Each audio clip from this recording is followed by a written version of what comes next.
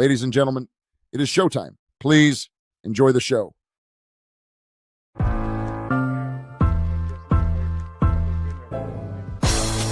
It's the corner where the treats at. Is this the passing of the torch, right? Is this what this signifies? It comes down to that front office and what they feel is most important. The champ is here. We've touched down from a higher plane. Why you made it here? We always look forward to that week because it was always intense. You know that we ain't coming back. We got to. The man, the myth, the legend, Dante Hall. My favorite player growing up was Dante Hall. I love you guys in the show, but Dante was my guy. Get to dashing because you done on the warfare.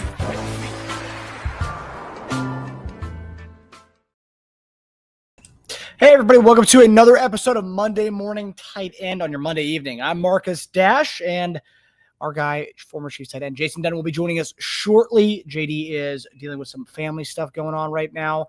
He'll be on here tonight. We kind of had to shift gears a little bit with our episode tonight. Obviously, we're going to take a dive into the tight end room, but JD is dealing with some stuff tonight that he's going to have to end up leaving around 9:30. So we won't have enough time to kind of take a full deep dive into the tight end room. So tonight is our normal Monday morning tight end Q&A. So if you guys have any questions, we're going to take our time to answer whatever you guys got. I'll do my best, and JD, when he comes on here, he'll dabble in as well. But yeah, guys, give love to JD's nephew, Chad. And I'm sending love to my guy, Chad, as well. But so when JD gets on, definitely give him some love for everything that's going on with him. My camera's, I don't know what's going on. There you go. But yeah, some fun stuff that I want to kind of talk to you guys about. Some interesting stuff for the Chief Concerns channel. All you guys will love this. So last week, JD made a surprise guest appearance on Cole's How About Those Chiefs show. I believe they did a little pre-recording on like Tuesday or whatnot. And then Friday it was released, an episode was released. JD was on there. I saw some of you guys in the live chat on that show, so it was cool to see. But JD did that show, and I guess a lot of people in Chiefs Kingdom hadn't heard Chief Concerns, and we've had a big influx of new followers and subscribers to the channel. And I want to take a second to welcome all the new subscribers and followers to our channel. We hope you guys get everything you want out of this show. You get insights from, like Cole said, it's one of the few shows that we have in the kingdom that we actually have a former player kind of take us in behind the curtain, inside and outside every week. And we are lucky to have JD in the kingdom. We are lucky to have JD on Chief Concerns. But yeah, we have a lot of new followers and viewers. And yeah, guys, you're going to, during the offseason, I'm going to give you a little lowdown of what you're going to get with Chief Concerns. So in the offseason, you have Monday and Wednesday live shows, where Monday we kind of take a look at a different variety of things, kind of leave the floor open to you guys to ask questions. But usually we'll take, like during the draft season, every week's prospect watch Monday. And then we'll have, like we did last week, we kind of dive into the different position rooms that we have in Kansas City. And then as we get closer to the season, we kind of take a dive into the AFC West teams and what they did this offseason. And then we do it every Monday. And then during the season, this becomes a grade show. So Monday night tight end becomes a grade show where we kind of take a dive at every position group from the previous game, and we look at it and give grades out. Wednesday is our topics. So you'll have a variety of different everyday topics and different things that are going on inside Chiefs Kingdom. And we talk about that, rumors, stuff that we're hearing, stuff that inside sources are telling us, and we talk about it on the Wednesday show. So yeah, that's the off season. In season, you get Monday grade show, you get Wednesday topic, a preview of the following week, and you have Friday night, which has become our betting show, but also our very, very exclusive. JD takes us into the dungeon where he gives us a pep talk of the 5 keys to victory offensively and 5 keys to victory defensively, and he gives us a nice little pep talk and pump up show. So that's our Friday show, and we have post game shows. So lots to be learned, lots to be had on Chief Concerns. Be it off season or in season, but we want to welcome all the HBTC fans coming on to Chiefs Kingdom or coming on to Chief Concerns and welcoming more Chiefs Kingdom family to the Chief Concerns family. So I know you guys in the chat are going to be very happy to have more people come on here. And and I know you guys give them a warm welcome whenever they do show up. So how about those Chiefs fans? Happy to have you and welcome to Chief Concerns family. So with that being said, after I got that out of the way, little spiel here, I also want to appreciate Cole for giving us a nice shout out on his show. But guys, ask away any questions you got. I know this weekend, and we're getting to a kind of a down period in sports right now. Pretty depressing time of the year, I will say. You have the basketball season's coming to an end, so you don't have a game every night. It's like every other night. Baseball season, we're not even halfway through the season yet, so those games haven't become. Although the Royals are kicking ass right now, has really become. It's not really baseball season yet. Baseball season is more after All-Star break for me, at least. But yeah, I mean, and then Chiefs news kind of dull right now, but we'll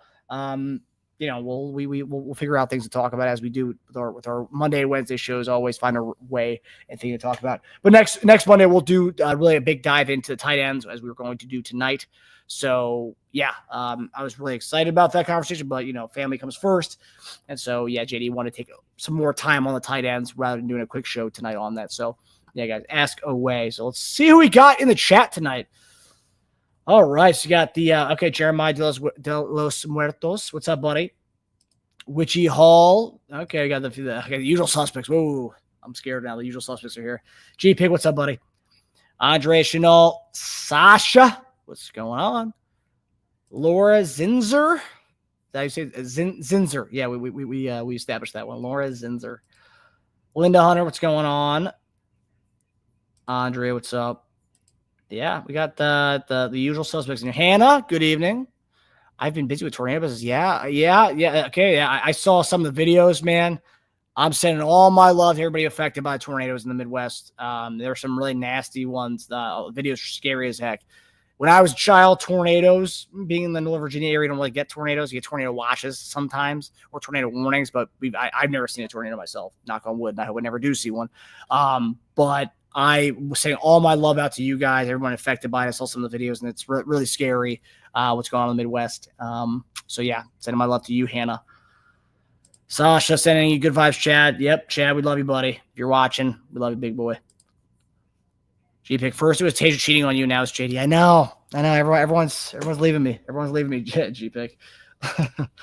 Linda Hunter, how about those Chiefs podcasts is how I watch Chiefs games. Oh, okay. Oh, so you watch the live stream. Okay. Then after his live stream's over, you go to the Chief Concerns post-game show, and that's how you figure out how to feel after the game. So I respect that, Linda. I respect that. Andre Chanel, welcome to the Chief Concerns. Yep. G-Pick, welcome to how about those Chiefs followers. Oh, yeah. Yeah, welcome all. Welcome all. Casey Galasso, what's up? What's up, buddy? Nana Sherry, Linda, me too. Cole describes the place so vividly. Cole's the best. We love Cole. When Cole came on our show last offseason, he's going to be coming on again as we get closer to training camp to talk about the positional battles that are going on there. So Cole will be coming on here again this year. So we're going to, of course, keep the How About Those Chiefs and Chief Concerns collaborations going into this next year. Nathaniel Walker, that's a new name. What's up, buddy? So Nathaniel Walker might be one of the new How About Those Chiefs followers. We'll see. Laura Zinzer, I do both. Chief Concerns and How About Those Chiefs. Yeah, it's a good combo. Love that. Laura Zinzer, tornadoes out tonight in Missouri. Yep. Guys, again, sending my love and prayers to you guys. Hope everyone comes out unscathed. It's a really scary time over there in the Midwest. So, yeah. Delmonte Green means, what's up, buddy? Casey Colossal, and me too. Love. You can say, hey, you can't go wrong with both those channels. There's a lot to love. There's a lot to love in the Chiefs Kingdom content creator space. A lot of people. It's a lot of different shows. A lot of spices out there, as JD and I always say. Every show's got their own glitz and glamour. Every show's got their own unique dish. And, ours happens to have, we happen to have JD with our unique dish here. But, yeah, then you also have the Dash Brothers, too. So those guys are kind of cool. Exactly, Marcus. Yep. Linda Hunter knows. The post-game show, Chief Concerns is where it's at. You watch Cole's live reaction, and you watch the post-game shows here. Like it. Hannah, thanks, Marcus. G-Pick, looking at the safety room, thinking Major Williams makes the 53. Okay, so let's talk about Major a little bit. I got to say, I'm not going to be biased because he was on our show and he was fantastic. I mean, I don't want to be that guy. I will say the guys who do come on our show, I am biased towards them. Although Justin Ross has been on our show and I have a slight bias for him. Don't know why. But Major Williams, yeah.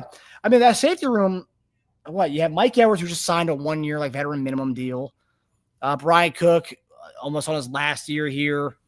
Jaden Hicks, obviously new to the room there. Chamari Connor, kind of a little do it all.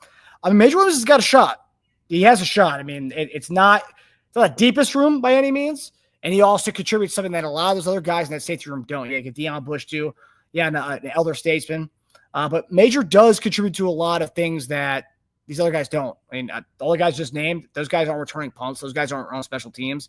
As far as returning, have the ability to do that. And like we talked about, we signed a lot of guys in the UDFA market. A lot of those guys were kickoff return specialists. None of them were punt return. The only guy of all those dudes we brought in was Major Williams, who returned punts. So he does add a little bit of uniqueness and versatility to the safety room that the other guys do not contribute at. So that is something to watch. And, he popped right at day one of the rookie invite minicamp. He dominated, and they signed him right then and there. Didn't let him go to New York. Oh, no, that was Jimmy Holiday. Sorry. Jimmy Holiday had the contract, the invite to New York. But nonetheless, even with that, our guy, Major Williams, signed day one because he flashed during rookie minicamp. So, that tells you something. And they didn't draft a safety this year, at least. So, yeah, and Brian Cook's off the books soon.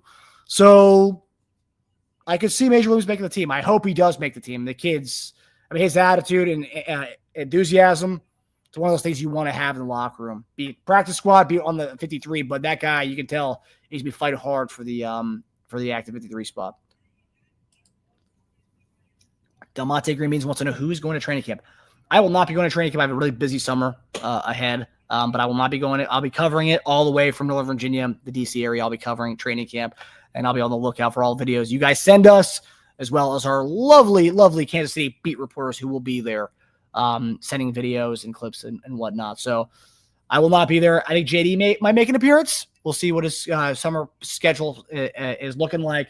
But yeah, so we'll see. We'll see if JD ends up heading there. Although he did say he was going to go.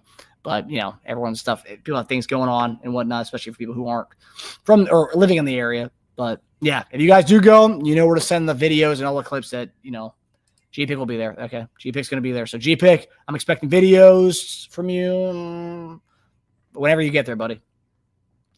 G-Pick, Deion Bush, Brian Cook, Mike Edwards. Yeah, it's not the sexiest safety room, So, Major Williams, he could be that guy for sure. Audrey Chenault, me and my coworker and I will be going again this year. Okay, so Audrey, I expect some footage. We can post it on here. Okay, I want some footage, whether it's a photo of you at training camp, if it's a Justin Ross jump ball, I want the footage. Okay, you're gonna send it my way. G-Pick, I wanted KC to get a safety early. One of the rookie safeties got to make the team. Very well. Like you said, it's thin room, so it could very well happen for Major Williams. And I don't think they even signed it. Maybe they signed another safety, but Major's the only one that really has stood out so far. Obviously, he got signed, but from the invite. Major's attitude is phenomenal. Oh, 100%. That's part of the reason why I think he's going to make the team, just because his attitude is so freaking energetic and enthusiastic. It's going to be one of those things that you have to have in the locker room, be it practice squad or in the active roster. So I'm rooting for the kid. Really, I am. Obviously, small school kid, D2 kid. Let me tell you guys, I also play D2 football, and you wouldn't think of looking at me, but I did D2 and D3, transferring down to D3. But that just tells you that shows you the different levels of Division 2. You got the Major Williams D2, you got me D2, but that guy's playing in the NFL. So it's crazy the level of competition that there is that involves in Division 2. How there's so many different schools there that I'm not knocking on myself, right? Back in my day, I was a solid slot receiver, okay? But Major Williams went from my level to now he's playing in the big leagues. That just tells you how talented the guy is and how it stood out right away, day one. So I got a bias for the guy. Let's be honest, I have a bias for him. I wanted to make the team. So I've been able to go to training camp from trucking for years. So I thought you were saying for trucking years, like censoring yourself there. Okay, yeah. Hopefully make it out this year, buddy. Janae Rains, I'm not going to training camp. I'm right there with you, Janae. We'll sit back at home, get the videos from everybody who will be sending us stuff. Susan's here. What's up, Susie? Susan. JD will be joining us shortly. He said he'll be on around 8:30, 8:45-ish, so he should be joining us soon. T-Bone, Sub Kingdom, and Chief Concerns. Good to see y'all. T-Bone, long time no see, brother. Hope you are well. Oh, we got, okay, bless Goku. Okay, little Dragon Ball Z reference there. Much love, Goku. Much love. Appreciate the contribution. And you know what that means. You get a contribution, you get a bell ring, baby. There you go. There you go, Goku. Appreciate it, buddy. Appreciate the contribution. Always love the contributions from our people. Major, if y'all can do it, wish I could be able to, and it sucks being here in St. Joe and not be able to physically attend. It's okay, which even, like I said, that's a reason why we have a million beat reporters and a million podcasters, a million content creators who go there. They send us the footage that we need to see, and that's it. Gotcha. Major has the vibe. He does have the vibe. I mean, I love what the kid's got. Vibration is your future. Your vibes. Okay. I appreciate the vibes, man. G-Pick, what position did you play in D2, Marcus? Quarterback. No, I was not a quarterback. Quarterback is only my post football playing days and playing a flag football. No, I was a slot receiver, so no, I was not. Hey, I was not a quarterback. Too short for that. Although I will say I probably could have done it, maybe just at like a D3 level. But yeah, I was a slot receiver. I played a little bit of tailback, but I was a slot receiver when I got to college. Strictly a slot receiver. Number 83. I was Wes Welker at my freshman year at the Division II school. But then I got hurt, transferred down, and yeah, I didn't play all 4 years playing football. Let me just put you that way.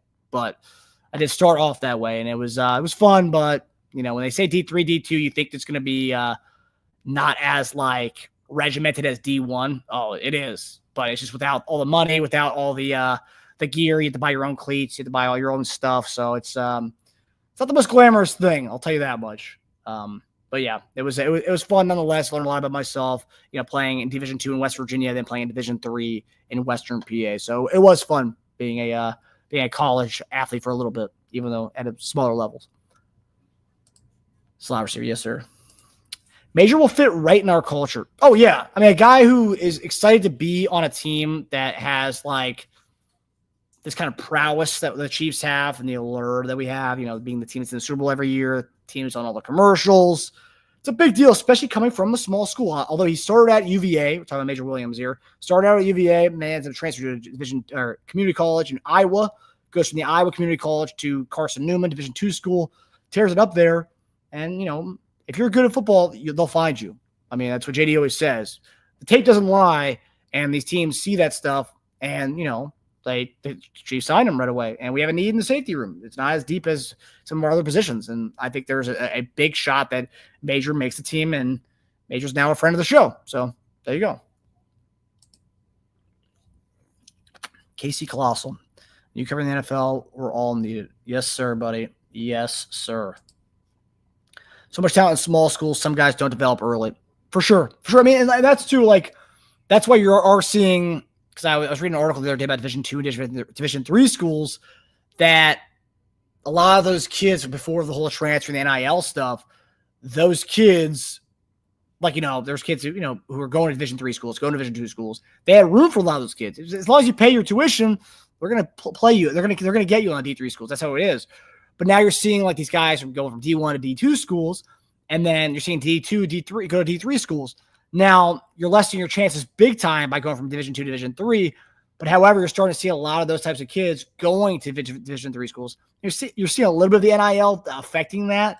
I don't think so much the NIL is affecting that, but I just think more playing time. You're seeing all these guys from school to school, the big schools. They're not just staying at Georgia for all those 4 years. They're going all over the place now. So it's like it's affecting a lot of the lower schools. And that's an interesting thing. I wonder how that's going to pan out. I wonder if we will see more Division III school guys who, you know, who would have gone to like a Stony Brook type school, but now they can't because that Georgia guy transferred from Georgia to Stony Brook. And me as Stony Brook guy, I'm going to a D2 school, and then, you know, we'll probably see more D2 school guys make it to the league. I mean, over the years we've seen it, but it's not a common thing. The biggest one I can think of is Danny Woodhead, Chadron State. Well, Chadron State actually recruited me out of high school in North Platte, Nebraska, I believe. But yeah, Chadron State Division II school. I mean, I was far. I mean, you don't see that many of those guys coming from D2 school. So I think with the NIL, I think you will start to see more Division II guys get their shot. But yeah, because you're going to see bigger talented guys go down to D2 to get more playing time. So you could see that. I mean, we're seeing more FCS schools get drafted, you know, the North Dakota States, the South Dakota States. So you may see a little bit more of that coming to D2, and I think that's pretty cool because you're going to see more spotlight on the smaller school guys who kind of slip through the cracks a little bit. So that is exciting in a way for, you know, being a former D2 guy. Yeah, I love that. Barbershop, Marcus, you should show some of your film from your playing days. Ooh, we could do that. I don't think there's much college tape of me, but I can go back to my high school tape. You know what? Let's do it. We're waiting for J. Okay, JD is on here now, so we'll save the Marcus high school highlights for another day, guys. But JD is coming on here right now. Hey, what's up, buddy? What's going on? Yeah, these are some high school highlights. That's what I heard. Barbershop wants to see the high school highlights. I mean, I could show it for sure. Yeah. But yeah, we're a lot of comments on Major Williams today. I think Major really had a profound effect on our viewers and our new subscribers. If you haven't watched our Major Williams interview, go watch our interview from a couple weeks ago with Major Williams. You're going to be a huge fan because I'll tell you, everybody in the chat is saying Major's going to make the team just off his attitude and his enthusiasm alone. And then also GPIC makes a good point that we are kind of thin in the safety room, and he does provide some spunk that the other guys do not have as far as punt returning and special team skills. So, but nonetheless, how are you, buddy? I'm good, man. You know how it is, brother. Hey, life be lifing. Yes, sir. So good to see everybody. What's up, KC Colossus? Andre Chenault, what's going down? Janae Rains, good to see you too. GPIC, what's going on, my guy? The barbershop is there. What's happening? What's up, sweetie? There she is, about a couple and hours, 30 minutes away. Okay. So yeah, she's talking about, does anyone remember the movie Boomerang? Marcus Darling. Yeah. See, Delmonte Green Beans, he remembers that. Marcus Darling. Perfect kid. That's right. Yeah. Rick Hendrickson. Where in Kentucky is JD? Hopefully not close to recent tornadoes. I'm about an hour and a half away from where the tornadoes were. Rick Hendrickson. Matter of fact, my sister-in-law husband, I guess, brother-in-law, he's actually down there working some work down there. So they brought him all the way from Missouri. I think he works with FEMA, trying to get some things happening. He was maybe a mile away from when the tornadoes was happening. Crazy stuff, bro. It's crazy stuff. That's a whole different conversation right there, Rick. But yeah, but I'm fine. My family's fine.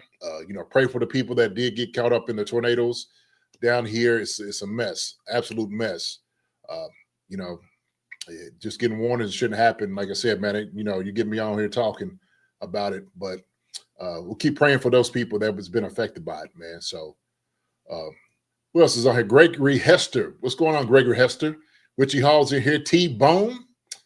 Who else is in here? Sasha's in here in the house, man. I'm just catching up with everybody. So everybody, I just will say what's up to y'all just coming out here. So let me see. Bless, go cool. What's going on? Appreciate it. You give him the bell, Marcus? I gave him the bell. The bell, baby. My man. Let's go cool. Hey, I wanted to hear that bell. That's all right. All right. So yeah, Hannah's in here, Linda Hunter, Laura Zingzer, Nathaniel Walker. What's going on? Nana Sherry is in here. What's going on, Nana? Let me see. Who else is in here, man? I think that's pretty much it. JD, yes, sir. What's going on? So what's the conversation, man? We're just sitting here talking about these things, videos and stuff like that. I don't know if Marcus told you I had a little, family emergency. So, praying also to my family. Chad Brackey comes on here. He's just getting him a little transfusion to help himself out a little bit. So, y'all keep praying for him and my family too in it. But yeah, a lot of people gave their prayers to Chad in the opening episode.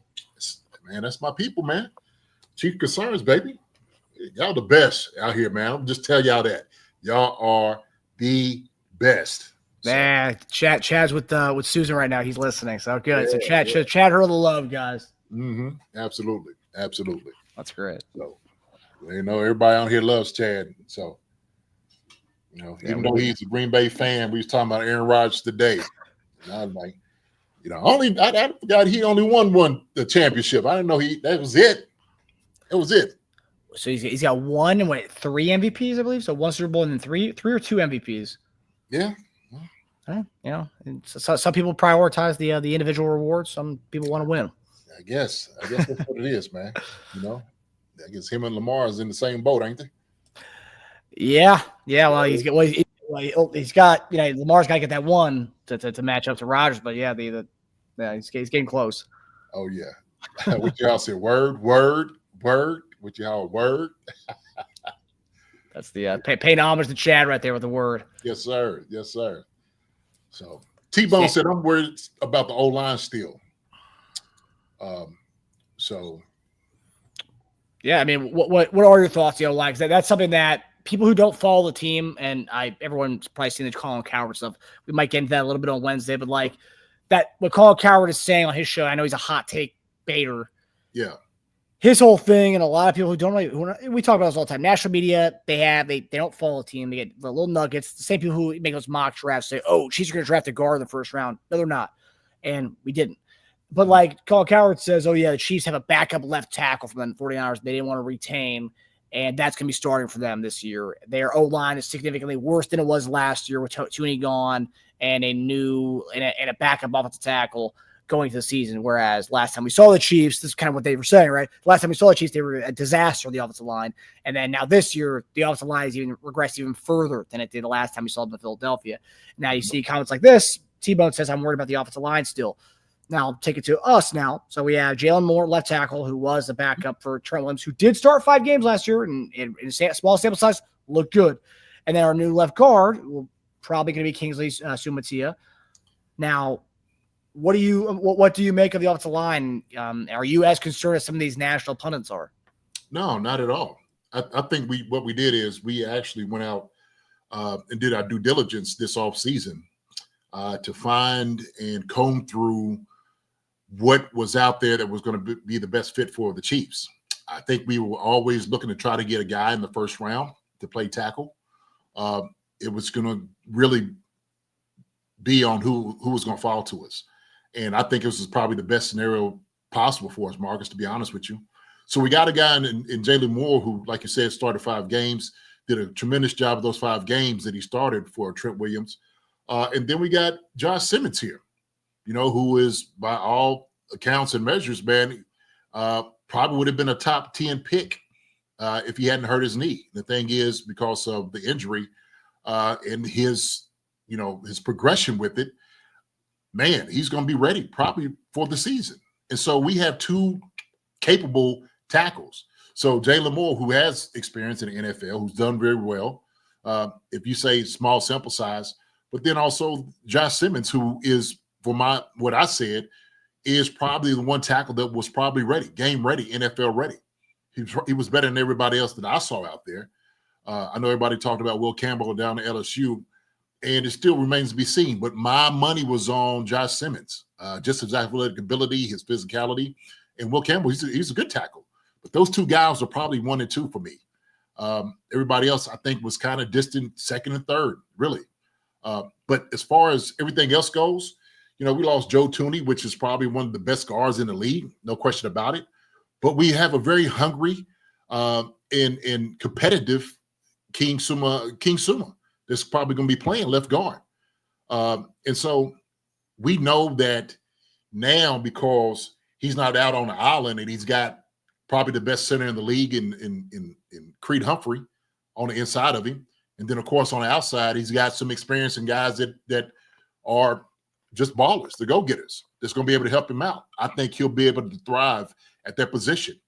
Now we go to the other side of the line, right? Who are we going to worry about? Trey Smith. Trey Smith, we went ahead and got here for another $25 million. Probably trying to look to get him in a long-term contract. Why? Because he's probably one of the most talented young guards in the league, and everybody knew that. So he was one of those guys that you had to sign, especially if you let go of Joe Tooney. That was just the reality. And then you talking about, Jawan Taylor. Jawan Taylor, obviously, he's got to get better at some of the false starts and all those different things. I think he's going to do a much better job. And I think he understands exactly what this means for him this year. So I'm not really concerned about our O-line. I think we fixed that problem, or the issue that we had.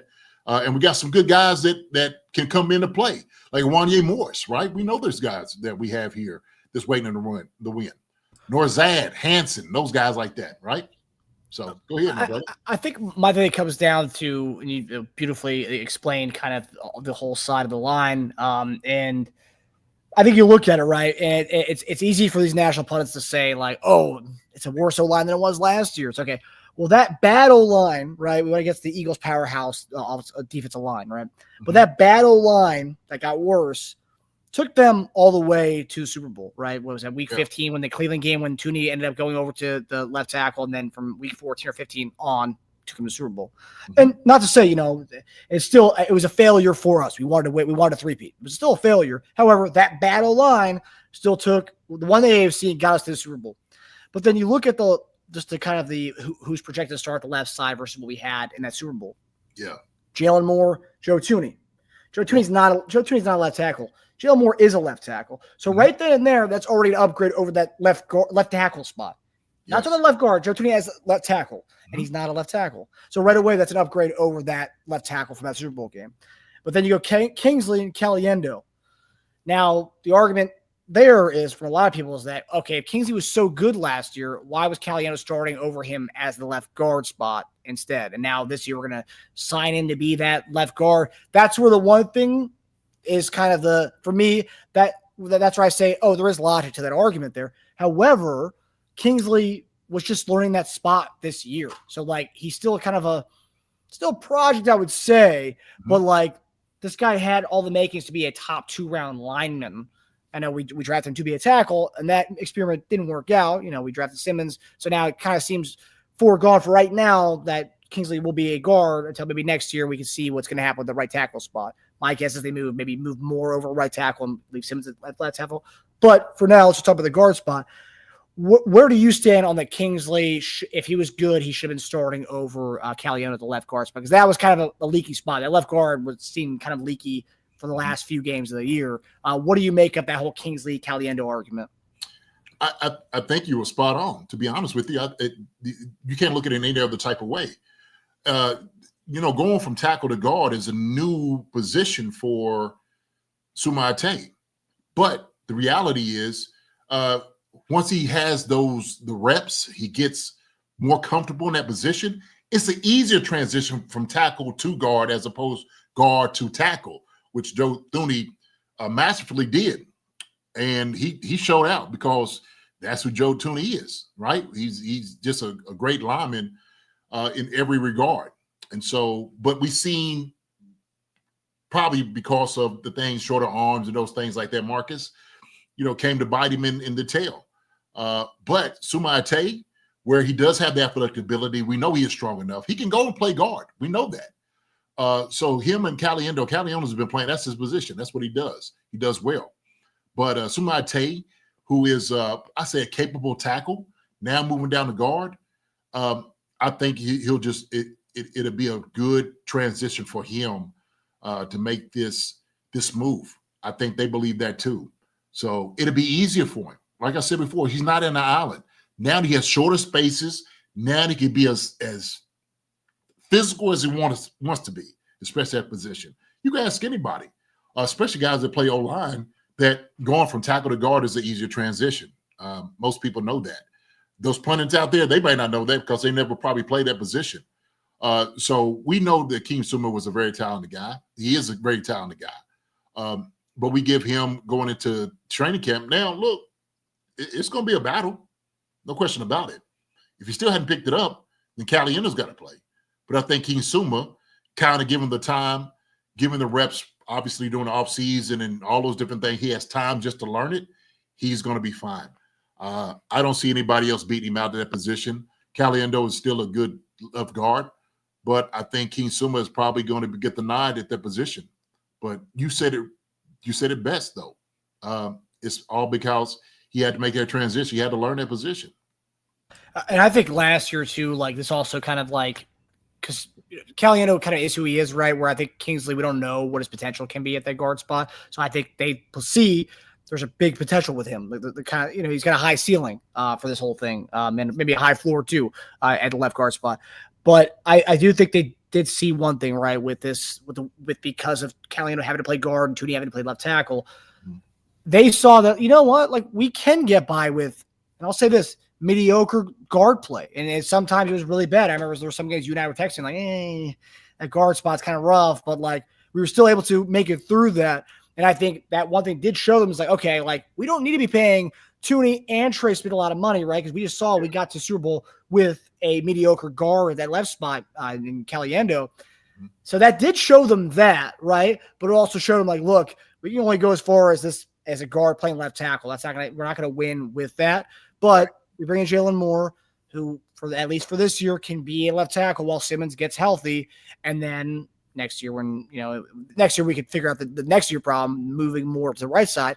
But I think what they saw last year is like, hey, we can move a mediocre guy and be okay, patchwork okay at that left guard spot. Now in Caliendo, but now you have potential of a second round lineman in Kingsley who could potentially be that and more at that left guard spot. Because I think at worst case, I don't think he's going to be worse than Caliendo.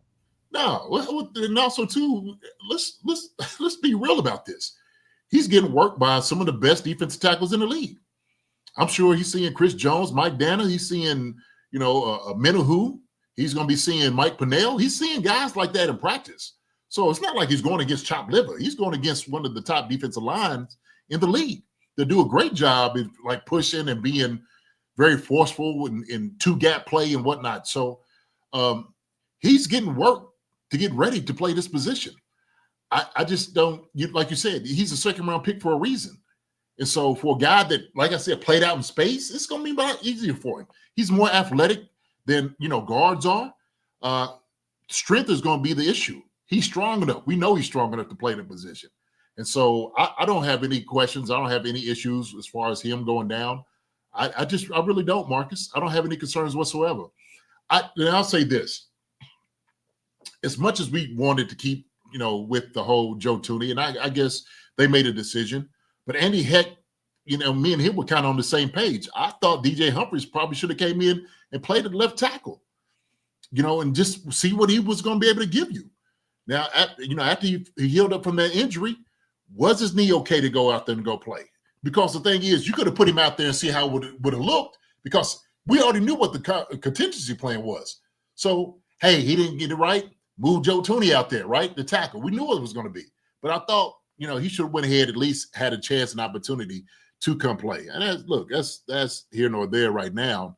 But I think, Andy Heck had the same thought in his mind, right? He's like, okay, this experiment, hey, it's worked so far, but he was still kind of, you know what I mean? He wasn't quite sold on it. And I think Andy Reid just was like, hey, man, like, look, if it ain't broke, let's, don't fix it. Let's stay with Joe out there. So to our detriment, actually, Yeah. Mm-hmm. I mean, it's not to say like, I mean, we got beat down pretty good. It's not to say that we would have won the Super Bowl off that, but I mean, it could have been a closer game with that, but we'll never know. But again, I think they did get to see that even at the worst case, a mediocre left guard was solid enough to get us to that spot. And now Kingsley could be even better than that. And obviously they saw enough from Kingsley to be like, you know what? It's not going to be the drop off. It's not going to be that much, especially with the amount of money that Tooney was getting paid. So, and they got a draft pick out of it. So, where was your money going to help you out? Where was it going to go longer at? Right? Yeah. We know we needed a left tackle. So you go address an off season. You give a good, bag to Jalen Moore, and then you go get a guy for the future. That's the way you do it. I think Casey Colossus says it right. He said, "Let's not get by no more. Let's get a solid freaking line and watch Mahomes' magic for years." Absolutely. And I think Casey Colossus, I think they did a good job in doing that. I think they showed up what they needed to show up on that line. You got Creed Humphrey, Trey Smith, you got King Suma, and then you're talking about Jalen Moore and also Josh Simmons. That's a good bet for me. And Wanye Morris. We got some dogs up front now. Young guys, young dogs who's going to be here for a long time. That's a good thing. Yeah, and we're set up with this draft. We're set up for next year too, because Moore was a 2-year deal. Even if Moore is badass at left tackle, they say, "Hey, okay, but we found our left tackle in the future." And then Simmons, who's played right tackle, just goes to right tackle spot. So it's kind of seamless, right? If Jalen Moore looks meh, then they say, "Hey, okay, Jalen Moore, right tackle. Josh Simmons goes to left tackle and becomes our left tackle for the next 10 years." So like they have a whole. It looks like it seems like they have a blueprint in place here. Kingsley, it didn't work out left tackle, but we have him as guard now, and he's going to be the guard now. And so it's a mix of, next year it's going to be a mix of a lot of young guys, the O-line, And yeah, so I think they have it built up for sure. So I don't think it's a patchwork O-line going into the future. Not at all. Stanley Mooney said, I know we addressed the left side of the O-line. Taylor's technique needs work. To leave at the start of the season was throwing flags left and right on lining up, and we pushed the limits. He'll be better at this year. What was the other one he had up there, Stanley had? His next one was, I noticed the first half of last season we ran a lot of double tight end sets. I'm not sure if it was the issue at left guard and or Rice and Hollywood being out. I think, we're probably one of the teams that do a lot of more, double tight ends anyway, sets. Because we have two guys that can actually go and is a matchup nightmare. Noah Gray does a great job of getting open. He does a great job of blocking. They put him in different positions in the backfield, moving him, to get up the field and slot. Him and Travis Kelce do a great job when they both in there. So I think for us, our two tight end sets, man, it's a benefit. It's an advantage as opposed to everybody else. Where some guys like doing it short yardage or in the end zone just to get in, we could do it out in the field. First down, go two tight end sets. Why?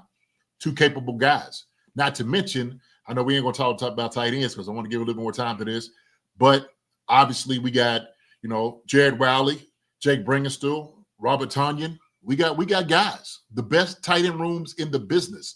So I think, Stanley, what you'll see is, a lot of, 12 and 13 personnel, which we should do that. So. Yeah. We do have a question. I like Hendershot too. We'll see how this is going to work. It's weird. Hendershot's not on the Chiefs roster online. He's not? I went to the Chiefs website. He's not on there. So unless I missed something, did he get cut? I mean, because there's only six tight ends on the Chiefs roster on their website. Oh. Only six. Trey Watson, the new guy, Brent Stool, the new guy, and Robert Tonyan, and then Kelce, Wiley, and Gray. So I thought that was pretty interesting. And their website's pretty up to date. So I'm curious if he got cut and I just must have missed it. Yeah. Nana shared. Let me answer Nana real quick. I got to get Nana in here. Will we be able to stop both Saquon and the rest of the team this year? That's one game I want to see the Chiefs revenge. I would love to see that. I would absolutely love to see that. I think we need to get our lick back, Nana. We need to get our lick back. They got one for us, boy. We took one on the chin, in the gut, everywhere. I don't know if them jokers want to see us again. I hope they do. I think, obviously, Super Bowl, they might get tired of the Eagles and the Chiefs playing, right? People like, man, can it be somebody else? The thing is, we will get to see them, though. We get to see them. So, hey, that's second week of the season. There it is. Philly coming to town, baby. Man, can you imagine that? Oh, home opener, boy. I know.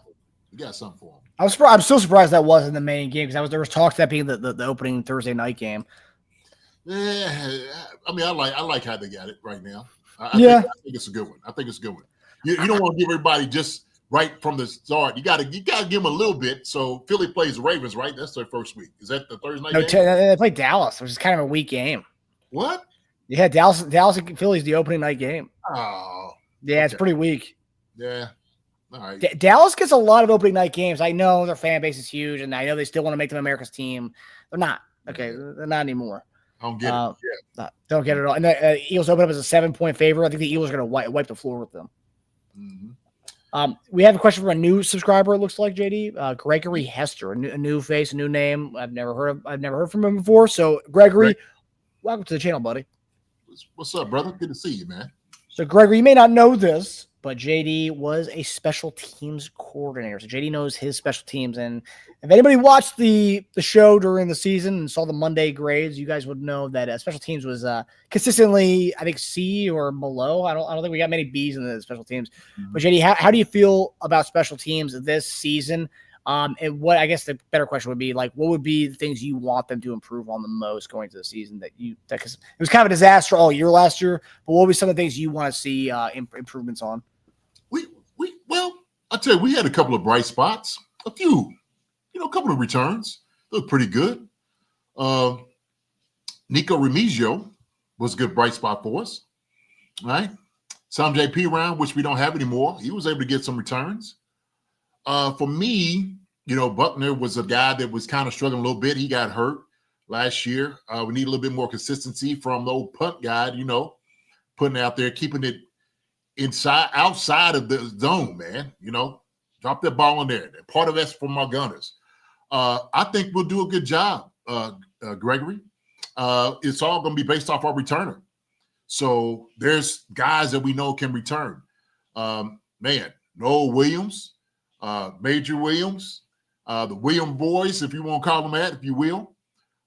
Nico Remigio, we already said that. Jalen Royals is a guy I think he returns the ball a little bit. So we got weapons. We just had to get some guys get hat on a hat, block for them. And it's always about sustaining blocks. It's all about running your lane, sustain your blocks. I do like the new rule because now they're going to try to make sure that guys, you kick the ball to the returner. If not, you get it off to the 35. And so I think we were saying this on maybe Cole's channel. Shout out to Cole, my brother, for having us on for How About Those Chiefs, man. If y'all didn't get to see that episode, y'all go and check that out. But we were talking about it. We were talking about like, hey, man, no team wants to give us the ball on the 35. You had to give us the ball on the 35, Patrick Mahomes? That's what Jimmy Holiday said on our show last week. Jimmy said that's right. Yeah. Thank you. We'll appreciate it. Okay. We'll take it all day. Okay. So giving us 35 is almost playing on the short field. I mean, seriously, that's what it is. So, and also too, let me talk about this. Our main thing is also the coverage. Our coverage got to be able to get down. They mean the gunners. They got to be passionate. We know they got to get down and they got to get and cover in your lanes, get down and make some tackles. And a lot of that is on the hang time and the pressure that you put, like on your opponent, right? So Bossa is another guy that we got, Marcus. Fast dude, linebacker. He's going to be able to get down and make some plays. Some of the tight ends we talked about, maybe getting down and making some plays. But I think, man, our special teams is going to look good, though, Gregory. So coming here first, man, from old special teams coach, they got to get it done. They got to get it done. And let's not forget it. You mentioned the punt god, but remember, there's a guy undrafted free agent that we signed that I think is going to give punt god a run. Eddie Chaplicki, the punter from USC, who won the Ray Guy Award. Yeah, I'm telling you that the punt god's not locked in, man. Eddie Chaplicki's got a real deal shot, man. Okay, all right. Chaplicki, is it Chaplicki?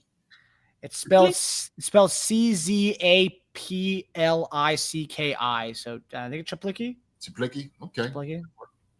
Hearts and Roses over working and listening. Hey, Hearts and Roses. Hey, give a quick little shout out to you so you can see. So I don't know if you're working like, hey, they have my name. So that's our gal right there. We got another one from Bradley Sexton. Bradley. Question, Jason Dunn. I know you had a teammate who was a guy named Johnny Morton, Yep. who did the worm celebration dance. Yes, sir. Oh, yeah. Yeah, man. Johnny had that. Hey, he had that thing down pat, brother. He had it down pat. And Johnny would drop down and then just start hitting it. You know what I mean? Like that's old school break dancer right there, man. But to do it the way he did it, because Johnny had like a daggone 6-pack, daggone 12-pack. He was all muscle. Like he looked what you imagine men's health fitness to look like. I mean, he was like an embodiment of that. Straight out of the book, out of the magazine, no question about it. He had a very particular diet that his body looked the part. And the thing was, he was so strong in his abs, he could just drop down and just start hitting that joker, man. And his was smooth too, man. It's smooth, no irk and jerk on it. Smooth, yeah. J-Mo, no doubt, man. It's good stuff right there, baby. I remember it always reminded me of the other wrestler, Scotty Too Hottie, who would go into the WWF ring and start doing that. Oh, really? Scotty Too Hottie? I don't know who that is. Mid-2000s, like 04, 05, like WWF. Oh, okay. All right. You probably stopped watching at that point. Yeah. My daughter's boyfriend, he's a huge wrestling fan. Huge. Like still currently? Yeah. Oh, wow. Yeah. And actually, my son-in-law, he's a huge wrestling fan. They like Stone Cold Steve Austin, So we used to get on Mike Maslowski. We used to type Maslowski, like Stone Cold. Yeah. Does Maslowski a little bit Goldberg or Stone Cold look? Oh, yeah, a little bit all that, man. My guy Maslowski, man. That's He's a funny. guy we've had Mike on here. Yeah, we remember we had a dual episode with him and the DB. Remember what's his name? The old school DB. He couldn't Hasty, right? He couldn't figure out the Zoom, so we had Mixlowski on the Zoom, but Hasty didn't know how to do Zoom, so he just called it. Yeah, man. We gotta get Mass back out here, man. Mass is always a good time anyway. So good deal. Good deal. Casey Colossal asks, what non-Chiefs game are you excited to watch this year? He said said Lions, the Eagles was theirs. That'd be a good one. You know what, Casey Colossal, I haven't looked at anybody else's schedule, to be honest with you. Just haven't. So I'll probably get down to it. All I'm worried about, man, the Chiefs and this right here. You see that? I wrote that sucker down. That's all I wanted to see. That was it. Because all I wanted to see is how many speed knots we're going to put on people's heads when we start working. Okay? That's what I was thinking about. How many people going to punch in the mouth, Casey Colossus, is what I was thinking about, baby. So everybody else, hey, I'll watch football because I'm just a football fan. But for me, this right here, this is the reckoning. This is how we get back. This is what we do.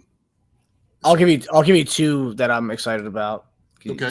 Can you guess the team? Can you guess the team I'm gonna say? Oh, of course. Absolutely. I already know. Oh, Baker.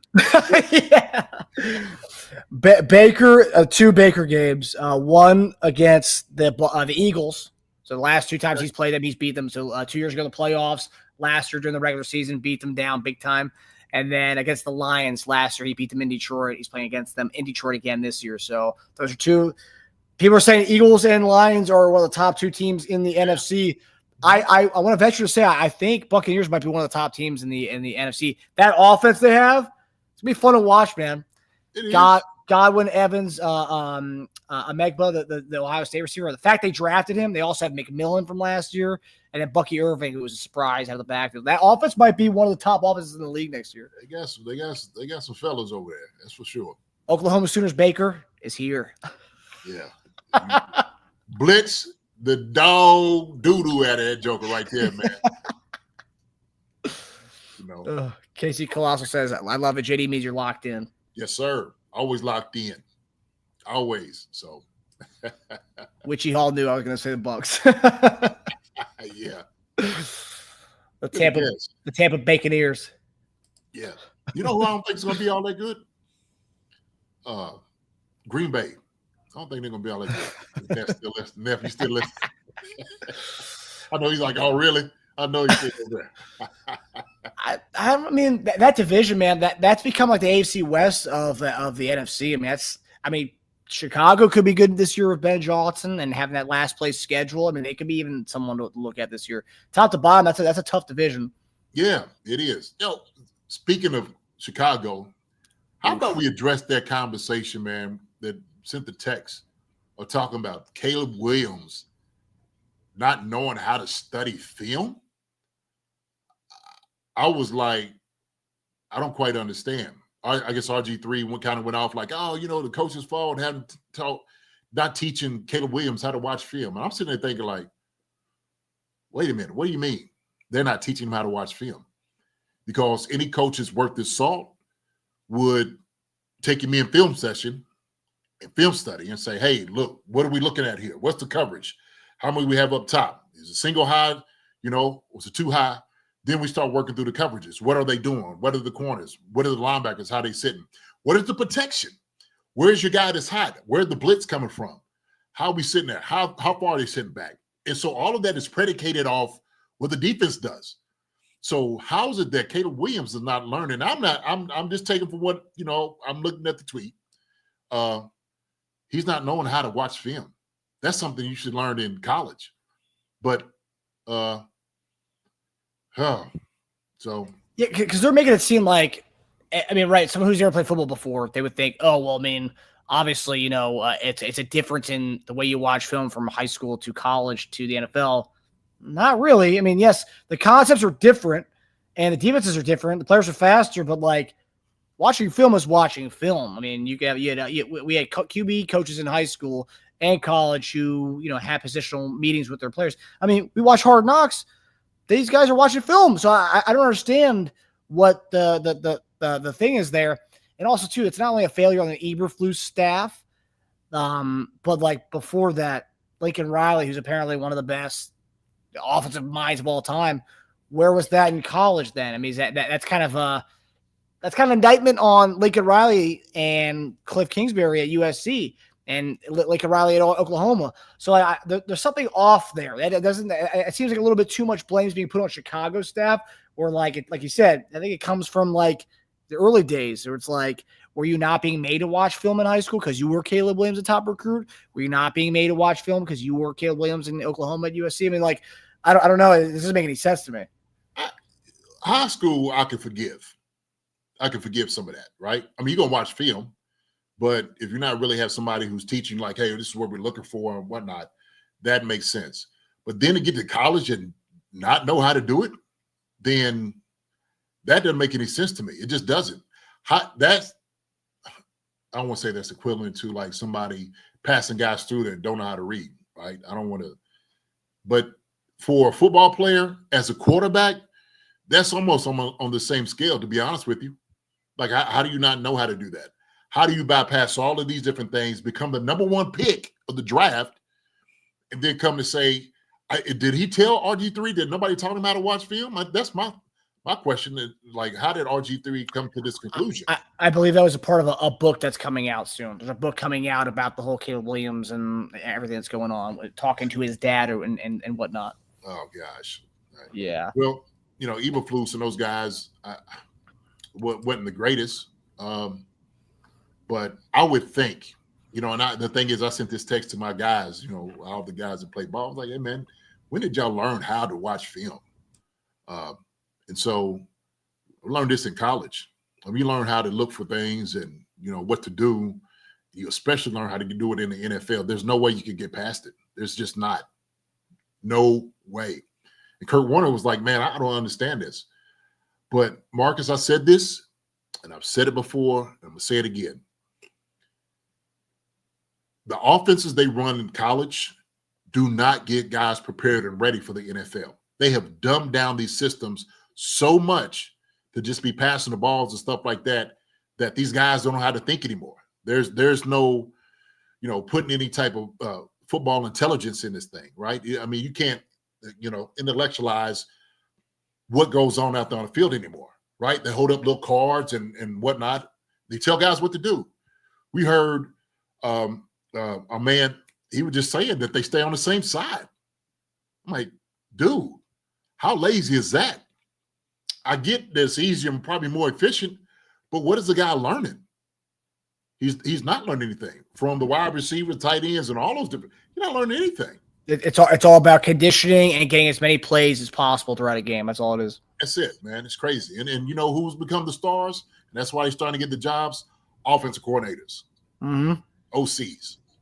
And so that's what you start seeing teams covet. This, like, well, then you bring in these offenses up here that I would say it's kind of, I wouldn't say elementary, but almost to that degree.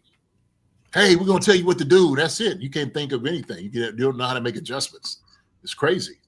It just doesn't make any sense to me because I look. So Oklahoma, Caleb Williams' offensive coordinator was his head coach, Lincoln Riley.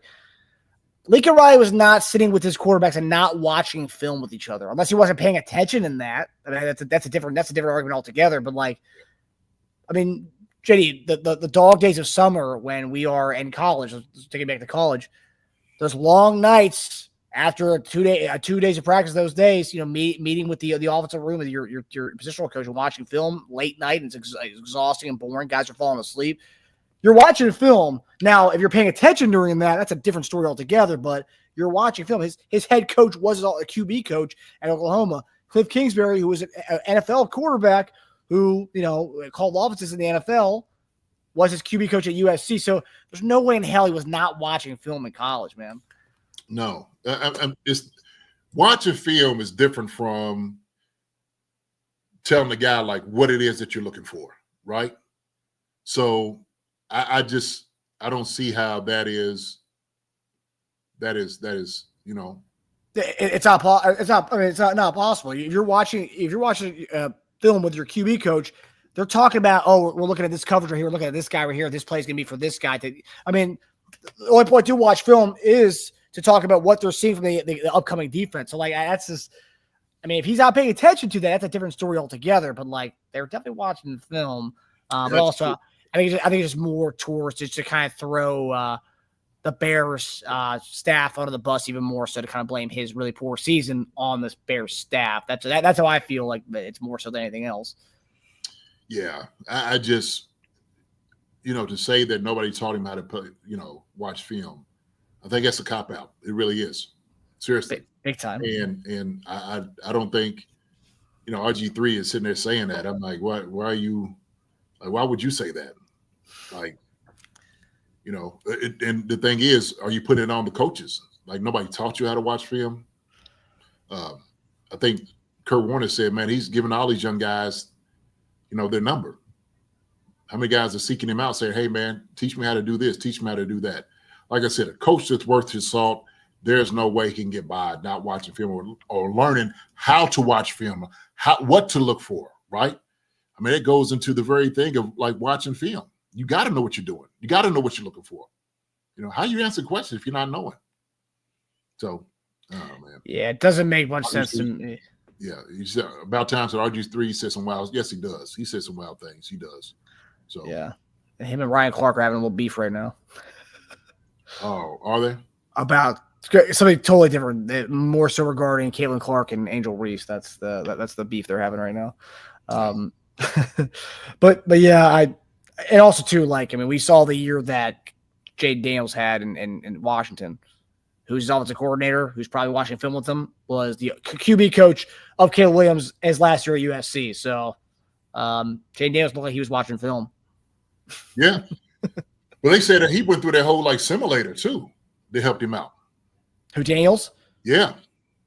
Do you know about this? What's a simulator? Oh man, they brought this, I guess, like a German simulator over here to help him react to things more. So what they did is they was watching how he was reacting on film, the things he was looking at, making critical decision making in real game time. And so they actually put like one of those visors, like a virtual reality thing? Yeah, virtual reality on him. And the timing got quicker. He got better in seeing the field. You haven't read this? I'm going to send an article to you. If you haven't checked this article out, I said every team should do this. He learned this at LSU. And so that's why he was, some of the decision making he was making, everything slowed down to him. He said, man, everything slowed down.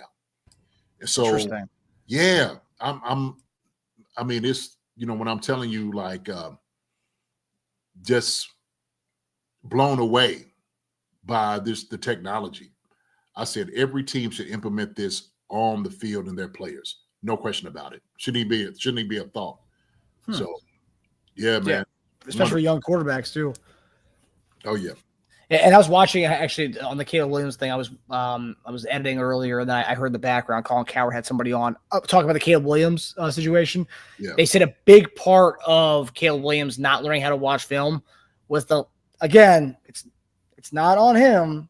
It was more about how there was a lack of like a veteran quarterback in his room this past year in Chicago. He didn't have a veteran quarterback to learn from. There's a bunch of young guys. Well, I mean, that could help too, for sure.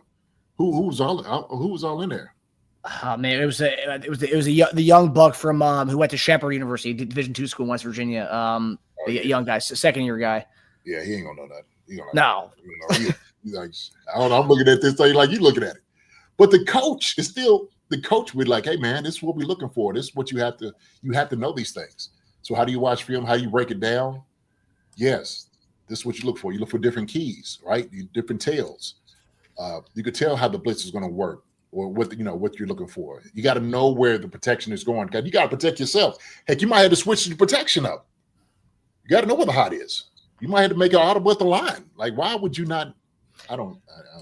I'm looking at who his quarterback coach was last year in Chicago. Kerry Joseph. He was a quarterback for McNeese State University. Was a quarterback in the CFL, and then he ended up becoming a coach, a QB coach for the Bears eventually. So, like, I mean, this guy was a quarterback. So, like, albeit CFL or whatnot, he's still learning to watch tape and stuff. And they are doing that in their rooms. So again, it's very odd. It's a very way to deflect away from your bad season by saying he didn't learn how to watch film, which is why he was a disaster last year. No, more so, he just carried over his same antics that he did in college to Chicago, and it just didn't work out because, like you always say, the guys you're going up against aren't guys who are majoring in finance, who are accountants right now during tax season. These guys are making money edge rushers in the NFL. They're not accountants anymore. Yeah, right. Absolutely. Exactly. So, I don't know. I guess this is a failure, man, on both parts. Yeah. For the coaches and him, if that's the case. So, but like I said, man, should learn it in college. And if the coaches, they failed him. And he's got to know that. He's got to know to get better. These are things you have to do. Sorry. 100%. Mondays in practice in high school was all tape of the team's last game in lifting. We had 3 angles to look at. Hard to see anyone not use film. Well, I don't think Stanley. Yeah, exactly. I don't think they're using the film, but he's saying they're not teaching him how to use the film, what to look for, things, and how you break the film down. And so you know how that goes, Stanley. And so if a guy's just kind of watching film and he don't quite know what to look out for, he's just like, well, I'm just flying by the seat of my pants. And it's like, well, if you didn't see, this guy, what is the defense doing? What does his stance look like? Is he coming or is he going? And he'd be like, I don't know. Why not? This is what we need to be looking for. Any QB coach in the NFL would be able to convey that to their guys. Do you think his talent was able to bypass? I mean, I've seen some of the interviews they show when guys meet with teams pre-draft process, especially quarterbacks. They have them draw up their plays and what they're looking for. What do you do in this type of zone, this type of coverage? It's like, do you think his just talent just kind of bypassed a lot of that stuff? I mean, it could. You get away with it in high school and college, but you can't do it in the NFL. Sorry. I mean, at a certain point, you got to know what you're doing. You got to know what you're looking for. And the thing is, you got to have diverse looks. So Deshaun Hammond said, one reason Big Red has always had a vet backup QB with Mahomes, they can help you out with the nuances. Absolutely. And those guys, they talk about it. You see them talk about it on the sidelines. You see them when they get the film, they looking at each other and say, okay, what do you see? How do you look? Maybe something that Pat didn't see or any quarterback is on the field couldn't see. That's what a vet guy or even a guy, quarterback, they'll let you know, like, what do you think? What you have done with this? That's why you always talk about how it's always good to have a veteran presence in the room. Like we talked about receivers last week, having Juju in the room is still good to have for a myriad of reasons. And one is seeing the game from a set of eyes who's been there before. Mm-hmm. That's a fact. Didn't he say the NFL is easy? I think he might have said something. I don't know. Yeah. I didn't listen to that either, man. Silly rabbit. Yeah. Hopefully year 2 is better than year 1 for him. Hopefully he learns to watch tape too. Question from Bradley Sexton. I think probably one of our last questions. And I know you got to go, JD, go see our guy Chad. Last question here, Bradley Sexton. Okay, to both of you guys, what do you think of the whole thing about between the Chiefs and the Bengals rivalry? Your opinion, and Jason. I know I had some in your playing days with the Chiefs. I mean, AFC team. I mean, we could say rivals because obviously the Bengals had won a couple of games against Mahomes, Joe Burrow, and those guys. And so we would always see them, always a tight game playing up there or down here, playoff game, same thing. But, they're a very good team in the AFC. We understand that. So I think that's a lot of it. That's the thing. They know that we're always a better team than they are, and they're always going to be sour about the Chiefs. And it's always that fan base up there, man, Cincinnati. So, that's what I think. I think it is a rivalry. I mean, or at least it was a rivalry a couple of years ago. I mean, I think it needs to be more. I mean, when a team's missing the playoffs, I mean, like that's not. Yeah, it's not. It doesn't become a rivalry anymore. I mean, like you have to be a relevant team every year. I would say Buffalo's more of a rivalry than Cincinnati's. Although I will say there's probably more bad blood between Cincinnati and Kansas City. At least there was 2 years ago. Than there ever has been with Buffalo and Kansas City. I would say Buffalo is more of a rivalry with Kansas City than Cincinnati is. That Cincinnati and Kansas City is more bad blood. I wouldn't say it's a rivalry. So yeah, that's where I kind of stand on it. Yeah. Well, look, man, I got to shoot. Okay, I got to dip. Hey, listen, appreciate you all. Thank you all for your prayers. Keep the prayers up for my family, for the people that was affected by the tornado, the ones that like G Pick said, he just got tornado signs in this side. So y'all pray for each other out here, man. Okay, y'all stay. Y'all make sure y'all stay safe out there. Okay. Hey, look, love you guys. All right. Won't be able to do my spiel. Hey, listen, y'all know I love each and every one of you all. Y'all take care of each other. Y'all take care. We will see y'all on Wednesday. Love you guys. Marcus, my brother. Love you, man. Okay. But I'll be talking to everybody out here. Chief Concerns family, thank you so much.